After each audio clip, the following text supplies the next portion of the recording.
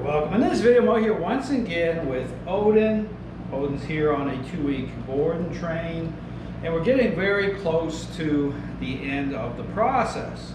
And again, the big focal point here with Odin is on reactivity, again, in terms of stress related to, again, a relationship problem. So one of the big issues here was the crate, actually marking in the crate, defecating in the crate. Those issues have basically cleared up. Haven't had any marking, any of that for days now. And so again, all related to clarity. One of the big themes here is clarity in terms of, our role, leadership, and in terms of Odin starting to perceive differently. So again, crate issues starting to clear up really well. Again, working on just in general, okay, in terms of even seeing some off-leash control. Took him out in the vehicle, okay, kind of putting the relationship to the test at all points. Again, continuing to advocate out on the street, encountering other people, other dogs here. And so again, perception's changing. So here in this video, I'm going to be, again, continuing to advance some off-leash control. Again, just to show you the kind of framework for that. So as I move with Odin, again, I start off on the leash, and as I move forward, I start to let go of the collar of the choke chain as I'm continuing to walk with him. So the moments that, for the off-leash part where I can let go, typically are moments where you see me moving in what I call the circle method, where I'm making a little bit of contact with my knee. And when I say contact, it's not about shoving your knee in hard onto a dog. It's not about putting undue influence onto a dog. In fact, it's about, again, control, influence, aligning properly, so advocating properly. In fact, this is where you'll see dogs, you pay attention to the videos I put out, you'll see dogs actually turn their head inward for the contact. And people will wonder, well, why is it the dog would want to be hit? Okay, well, it's not contact that way. It's actually taking stress off of a dog. It actually makes them feel good because of the role of influence. Okay, if I'm in control, a dog doesn't have to be.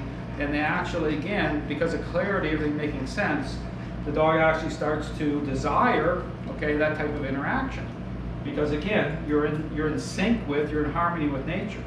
So here again, I'm gonna start moving with Odin. Again, as I move with him, come on really nicely. You'll still see some downwardness here a little bit. As I'm going with him, I'm just keeping a little bit of a baseline. He's not locking down like days ago, really not wanting to move forward at all. After wanting to get up in front, okay, then not wanting to move forward, and now starting to float beside me.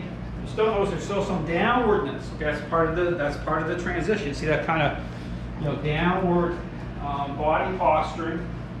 Over time, he'll start to lift up. Okay, as things normalize, as the transition continues to happen. But notice the circle method here. I'm walking in a circle. I don't have to. I'm not even making any contact with my knee area, because he's right where he needs to be. He's floating beside me. And this is where I can think about, okay, start to remove the leash.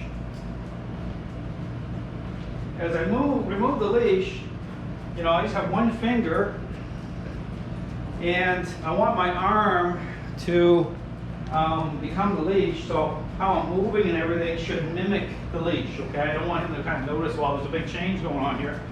And so here I'm gonna let go.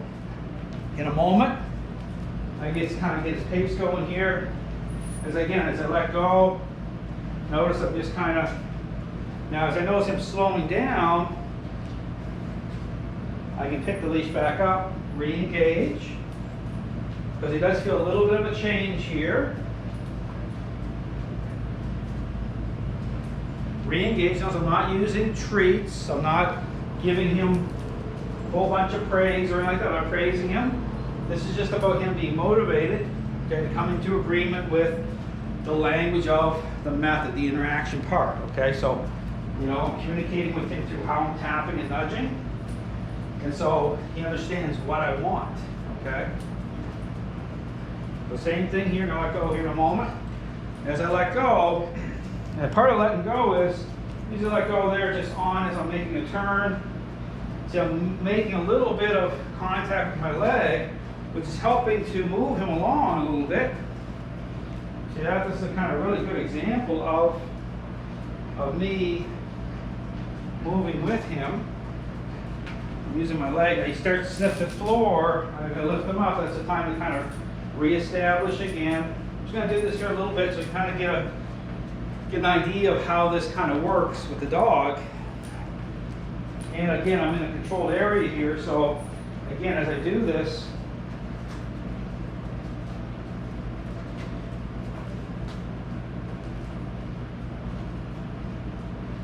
see, he's starting to lift up here a little bit, his head up a little bit.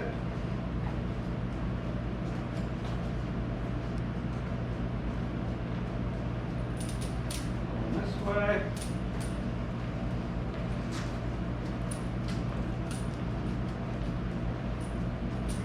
Yeah, I'm bringing it up, make an adjustment. I want his head to come up a little bit. So when I'm moving his head up here with the collar, okay, I don't want to put too much influence because again, it's not about eliciting challenge, okay? So if I engage too much, elicit challenge, it will affect his mind. Here, I'm just ever so slightly, just putting enough here. Oh, hey, speak to him. Hey, okay. Oh. I'll lift his head a little bit. Doing good. Doing really good here.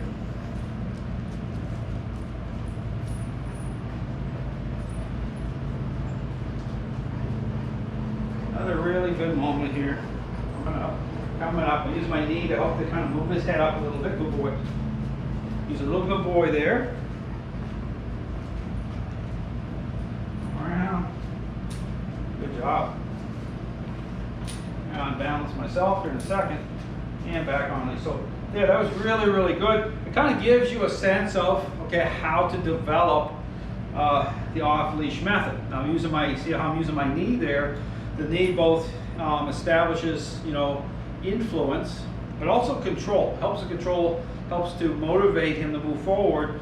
Control. So it's about language, okay? It's about, again, everything, my whole body being used to generate what I need to the right way. Now here's the problem. If you use, say, treats, then you're motivating differently, okay? And then that ties into empowering a dog if, again, it's about how that connects with the relationship through the owner, okay? Emotion associated with treats, associated with that type of reward framework, how that ties in that way, it will elicit motivation, it'll excite the dog, but the wrong way.